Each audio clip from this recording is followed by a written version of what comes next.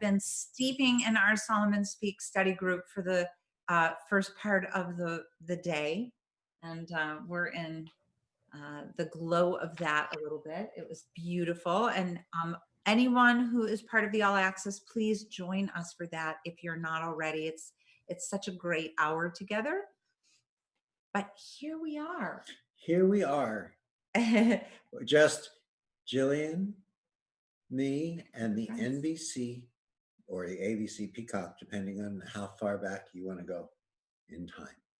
We love this. Actually, is we're in the pleasure of a beautiful friend's home, and it's far from the NBC Peacock. It's actually her piece from India, and we love it. And so welcome. We're going to touch on how to speak. How do we speak about the reconnective healing experience? Well, we could shorten it and say with people, and then people tend to include family, friends, people we might just be meeting as acquaintances who just might be interested in what's going on, or might even turn into being clients at a later point in time. But that would be the least of my focus, what people might become. I think the most of it might be sharing. So in other words, what we're really here to do today is to open a spark in an ever-going conversation. Reconnective healing, the experience. The reconnective healing experience is energy, light, and information experiencing itself as each one of us. And we've been speaking into that quite a bit. We're going to reinforce again. We'd like you to consider that reconnective healing is not a thing. It's not a technique. It's not a modality. It is an experience, and there's a vastness when we're exploring this experience, because energy, light, and information is not inexperience. Energy, light, and information, for lack of a better expression, is God. It's love. It's the universe. It is whatever name you want to give it. And that's why it is. It simply is. It is, whether we see it or don't see it, or recognize it or don't recognize it, or believe it or don't believe in it. It just kind of is, and it smiles at us as we go through all of our myriad interpretations and perspectives of it. So the vastness that can't be expressed in words is because it is a language unto itself. And whoever has the courage to sort of investigate, as you hear me say that, I use that word investigate because I think part of this beautiful local expression of energy, light, and information comes with that.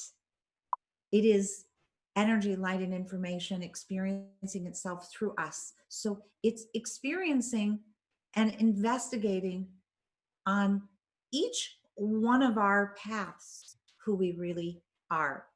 So to investigate the personal nature of our own reconnective healing experience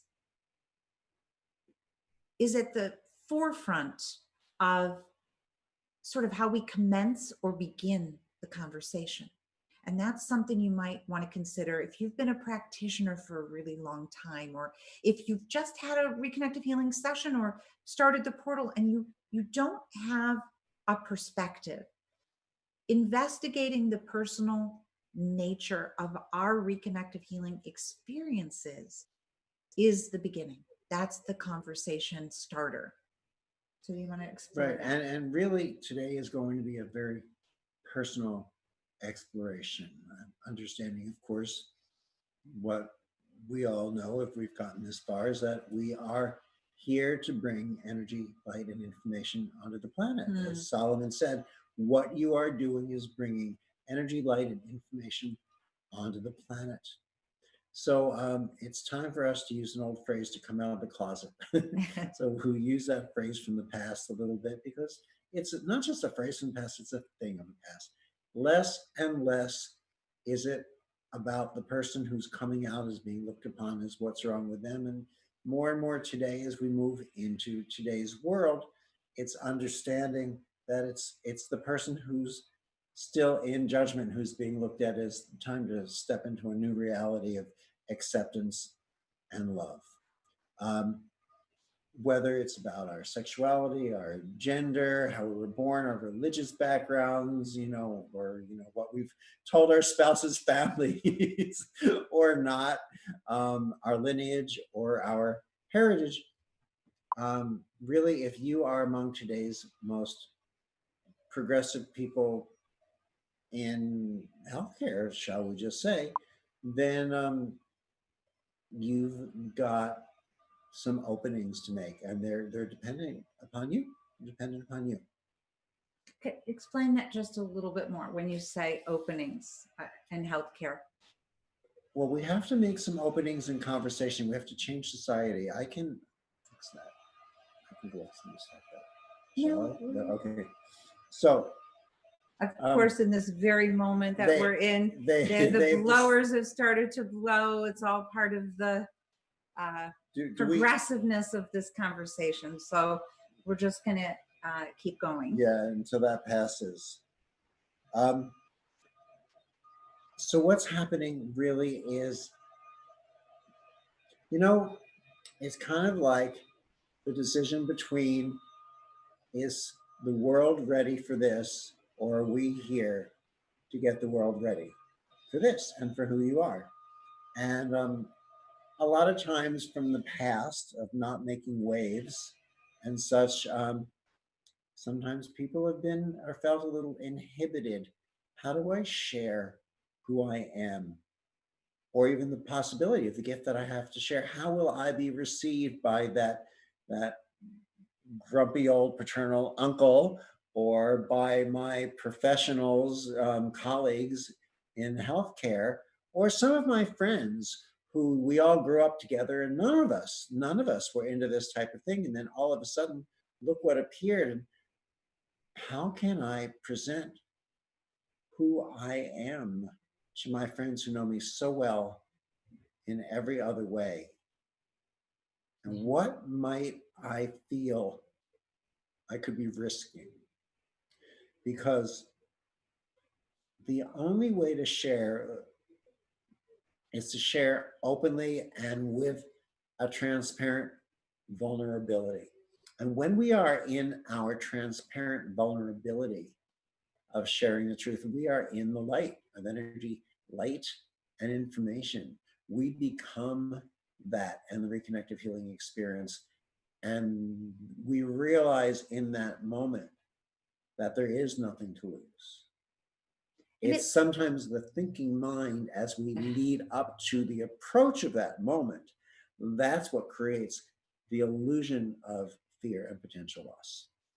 So, this understanding at the beginning of this conversation, which is the vastness of something that cannot be captured in words, is the beginning of the truth of who you are. Each and every one of us in our essential true self is too vast to be expressed in words. So the reconnective healing experience is a way for us to begin to share the truth of who I am. And if we come from a place of wanting to share openly, again, as Eric was saying, with a transparent vulnerability, the focus on how others might view not only what we're saying, but the reconnective healing experience itself vanishes. This concern begins to vanish. How they might view us and it vanishes. Right. So the reconnective healing experience and truth is the disappearing of otherness. And I want you to write that down. The reconnective healing experience and truth, in its very simplest and most vast expression, is the disappearing of otherness. And with that comes the disappearance of all of our self-worth issues, which is the only thing that holds us back from sharing the worthiness of who we are, because it no longer becomes about how we are perceived, which is really how we think we are perceived, which is really how we are perceiving how we might be being perceived. Just in short, and I know if you've read the book, you know the story, but to tighten it up, my closest cousin, who was I don't know, 5, 7, 8 years older than me. I remember when this happened, and she's a brilliant woman, and I loved her and grew up with her. And I finally had to call her. I called her in New York, and I said, "Listen, you better sit down. I have to tell you something, and just let me finish the story." And so I told her what was going on and all the details that you all know, and I got to the end of it, and I waited, and she said, "If it were anyone, if it were anyone other than you, I wouldn't Yeah. believe it. But I know you. I know this is not the beliefs you grew up with, the background you had, things you thought about and talked about it. I know you, so I know it's real." It's very emotional. But Um, it's very important, and it's emotional because a lot of us carry the fear of, you know, when you're a kid, they say, you go to a dance at school or something, and the most handsome guy, the most hot looking woman, that's the person that you are least likely to walk up to. So you go to other people because rejection by them seems the most. And oftentimes they say they're the ones who stay home a lot on Saturday night because everyone's afraid to go talk with them because they're afraid they'll be rejected. Um, if we think about it, there is that person or those people that we're not sure we know how to discuss this with, how to share who we are, because we're not sure how we'll be received. And when we share with an open vulnerability, all the perspective from that, all of that disappears. We understand that no one's skepticism matters once we've overcome our own. Now it's just about talking with the world and talking from truth. so the starting place is to remember whether, again, you're so new, you've maybe just had a reconnective healing session, or you've just read the book, or again, you've attended a catalyst and now you've steepened and deepened and witnessed and observed and been the observer and the witnessed. The layers tend sometimes to be the challenge because, again, um, the vastness starts to get reduced a little bit into experience. And remember, experience is something that includes everything we can perceive. So it does involve thought. And to keep that really pure, if you remember that your reconnective healing experience is an experience, then sharing from that rather than trying to explain, reconnective healing is. It's this, it's that. And often in the practitioner client role, this becomes a great stumbling block because you really want to speak like an expert, but there is no expert because every reconnective healing experience is personal. It is yours, it is mine, and no two reconnective healing experiences are ever the same. But here's part of the key as I'm listening to what you're expressing, Mm-hmm. which is if we start with what it is, it becomes impersonal. Mm-hmm. If we start explaining what reconnective healing is, the other person really has no investment in listening in the first place if it's not of interest. But if we share who we are, our experience, Which is what they're and getting. right, and that bonds with them, now they're interested in you and what you have to say. And that creates a bridge of shared communication. So again, as a practitioner, there is a certain expectation that comes with your role, and we're going to deepen that conversation, not today, But you have a special guest next Wednesday for the Live and Learn. And there will be a great opportunity for there to be an expansion if the role you are in is as a foundational practitioner or a healer by profession, if you want to use that expression. But for this conversation, again, we want to stay very, very much in the understanding and reminder that every reconnective healing experience, again, is the nature of energy, light, and information, the frequencies, experiencing them through whomever that person is, be it you, your client, your family member. So beginning to have that courage, we keep going over this, to explore without myth and belief systems, easier said than done, is where we begin to share your own being. Um, and when you are sharing, there is always the moment where words will no longer present themselves.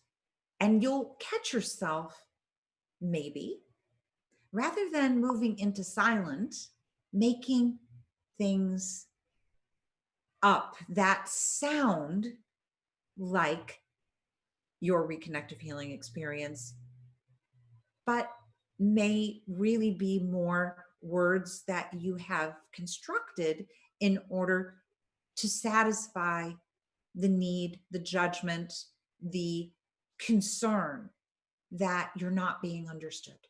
So we have to really begin again at the core of this conversation. And we're going to explore this today because you guys are going to spend quite a bit of time in this particular session, as we do once a month in a Q&A. So we want to give you just this, the sort of the beginning 2 or 3 things to ignite the Q&A. Eric's going to share And a personal piece too, I think. Yes. yeah, but well, okay, yes, I can do that with where I was heading. So, I want you to remember we're here today to open a spark in an ever ongoing conversation. Okay, this is key. And you must release yourself from the role of the expert, because the expert has chosen to ultimately experiencing itself as you. So therefore, each one of us is challenged with the realm in a reconnective healing experience of no beginning, no end, no past, no present, no future, no memory, no perception. It is pre your cognitive or experiential embodied knowingness. It is the knowingness that precedes that. So it's really important that you don't struggle with the duality of, of this. There is no duality in energy, light, or in information. There is and never will be and cannot be duality in energy, light, and information. There can be duality in the And they can't. reconnective healing And they can experience. and they can't. So Yes. we want to play with your understanding there.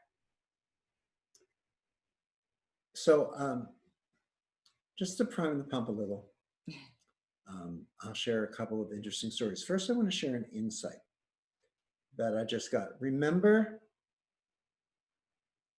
as invested as we might be in wanting to share our new discovery and our new expansion and our new understanding, which really means the kind of new who we are with someone else, it can threaten who they think that they are. And so sometimes people's response is, come from fear. And if we understand that, we can be more compassionate in the way we choose to interact. I mean, I remember one brief semi-social interaction I had with other colleagues of mine who were doctors at the time, and I was still practicing chiropractic. And one colleague, they said, "Oh, you got to hear this story." And he was a psychiatrist or a psychologist. He listened to the story for a moment and decided to pronounce me with some psychiatric diagnosis, which of course we all know that in listening to 5 minutes of a story, any competent psychiatrist should be able to do. That's a joke. Obviously, it had shaken to his core his belief system, and he needed to assign a box to this where he could move it somewhere else. You don't always run into that, but there can be different interactions. So I will tell you that multiple colleagues of mine professionally in the beginning distanced themselves when these healings started happening. Others became closer. But the most fascinating, and I must say, gives me a little bit of ego satisfaction at times in this, is that many who distanced themselves in the beginning, as they heard more about it, read the book, heard from their patients, saw some of the research, came back in and became very fascinated, and some chose to learn it. So a lot is about holding the candle that you are and maintaining your light and allowing the dance that others choose to interact with around you to come, to go, to float in and out of your awareness, and not to alter or stay your course, because your course is your course. And we're about to delve into some very intricate stories, and hopefully with all of you participating. But before we do that, we just want to thank our YouTubers who are sneak peeking into this conversation today. Hey, YouTubers. And welcome them always to join us in any part of the RLC, the Reconnective Life Community. We'd love to have you with us, and bye for now. Okay, let us. Shall we open for some shares and questions? I think that would be a great idea. Yes. We've been so focused on talking. I haven't read through the chat, but I'm sure that actually Cecilia can point some things out if you want. Let's again, we're going to reiterate today's topic so that maybe the questions will start to flow for you, because that's the investigation.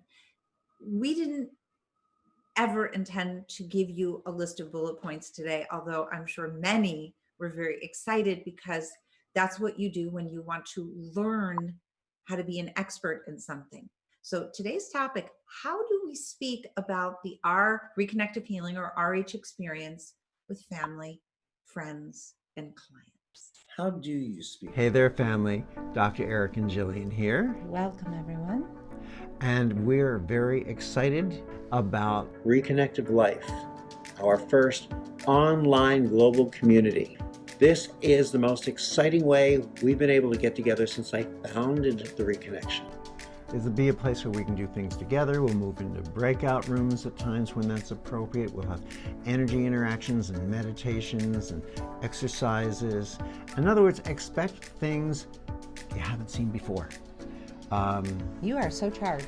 Thanks. He is so lit about every new way we get to be together every day. Just be together. Let us just speak a little bit about what is going to be the shape of this community. In this community, we can share and discover more. Here we can talk to each other, we can chat, we can learn from and about one another. Jillian, me, our life leaders, and you will be in daily conversation with you. Weekly, we will have Facebook Lives. We will be with you every Wednesday. Sometimes it'll be just Eric. On occasion, it might just be me. Sometimes it'll be the two of us. It's all about giving you a way to look at the week living in the frequencies. And in every fourth week, we will include a live Q&A, so we can talk about the things that have been coming up for us, discuss back and forth, share, grow, expand together. And the ever-growing library of content that has been created over 20 years that will be on demand for you. It will be on demand content for you to view, enjoy, share again with your inner circle. And monthly, we are going to have live Zoom retreats. We're going to bring in some exercises and experiences and things that previously we've reserved for our physical retreats, you know, when we were in the different location resorts and things. And we're modifying them so that we can work with these with you in your home, in your living room, in your den. Put into the chat line, what is facility? We're having these weekly Zoom in-depth Q&As. Finally, they have a place and space to just define what does that really mean, living in the frequencies. This is something that is in all of us. Everyone can do this. It doesn't matter how many levels you've gone through or how well you know the programs. It's a community that allows us to recognize how interrelated we all are as receivers of energy, light, and information. See you there. Reconnective Life, living in the frequencies every day.